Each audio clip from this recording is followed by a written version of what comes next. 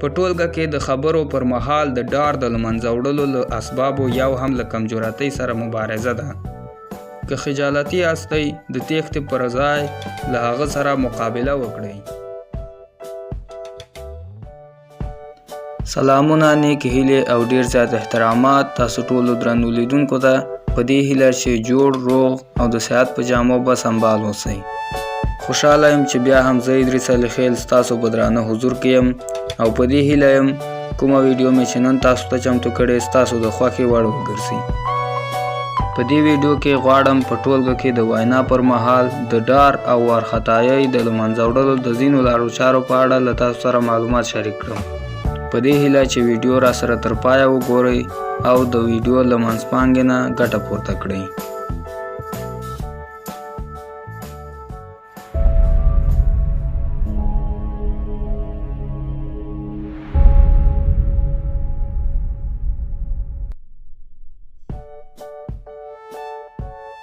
کله چې تاسو په یوه ټولګه کې خبرې کوئ، بې له دې چې پوه شئ وارخطا او غوسه کیږئ او د ځان په اړه منفي خبرو کولو ته زړه ښه کوئ.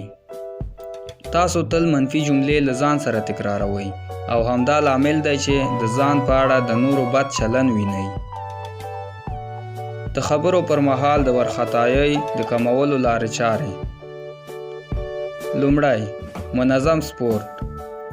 مخکې له دې چې نورو ته خبرې وکړئ، باید هم له ذهني پلوه او هم له جسمي پلوه آرام واوسئ. د دې کار لپاره باید د فشار د کمونکو لارو چارو لکه سپورت، مناسب خوب درلودل، سالمه تغذیه او نورو نه کار واخلئ. سپورتي تمرینونه سره له دې چې د ذهن د آرامتیا لپاره ګټور دي، پر ځان باور هم زیاتوي او نږدې د وارخطایۍ احساس له منځه وړي. دویم، قوي پیل.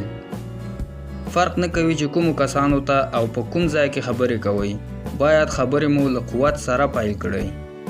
له هماغه پیل نه ټیټ غږېدل لویه تېروتنه ده. که داسې پیل ولرئ، نور د هغه د بدلولو لپاره چندان هیله نشته، ځکه خو له هماغه پیل لوړ، رسا او له انرژۍ نه ډک وغږېږئ. دا کار ستاسو پر ځان باور لوړوي او اجازه نه ورکوي چې منفي حرکات رامنځته شي. دریم، کمجورتي منع ده. په ټولګه کې د خبرو پر مهال د ډار د لمنځه وړلو له اسبابو یو هم له کمجورتۍ سره مبارزه ده. که خجالتي یاستئ د تېښتې پر ځای له هغه سره مقابله وکړئ.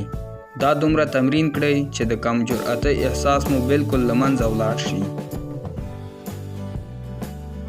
معمولاً ځینې کسان د ځینو کارونو لکه په ټولګه کې په لوړ غږ زمزمه کولو، په ټولنه کې د عجیبو کالیو اغوستلو او نورو په ترسره کولو سره تر تاثیر لاندې راځي.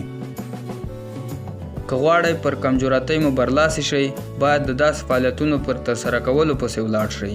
البته مطلب دا نه دی چې تل لاس په داسې کارونو پورې کړئ. یوازې تر هغه وخته دا کار ترسره کړئ چې د کمجورتۍ احساس مو له منځه ولاړ شي. په ټولګه کې د خبرو پر مهال د وارخطایۍ د لمنځه وړلو نورې لارې چارې: هغو کلمو ته چې غواړئ ویې کاروئ، ځیر شئ او هغه آرامه ووایئ. کوښښ وکړئ چې د خبرو پر مهال د خبرو تیزوالی راکم کړئ. پر ځان مو ومنئ چې د احترام وړ شخصیت لرئ. د سترګو اړیکه ولرئ. د ځان په اړه منفي فکرونه مه لرئ. په هغو ځایونو کې چې تاسو ناراحته کوي له پاتې کېدو نه مه تښتئ او له موقعیتونو سره مخامخ شئ ترڅو مو مهارت زیات شي. پر ځان مو ومنئ چې جالبې خبرې د کولو لپاره لرئ. له تېروتنې یا غلط تلفظ نه مه ډارېږئ. په دې وختونو کې ډیر ژر پر ځان مسلط شئ او په ډیره راحتۍ کومه خبره چې غواړئ ویې کړئ په خوله راوړئ. په یاد ولرئ چې پر ځان باور د وخت په تېرېدو زیاتیږي.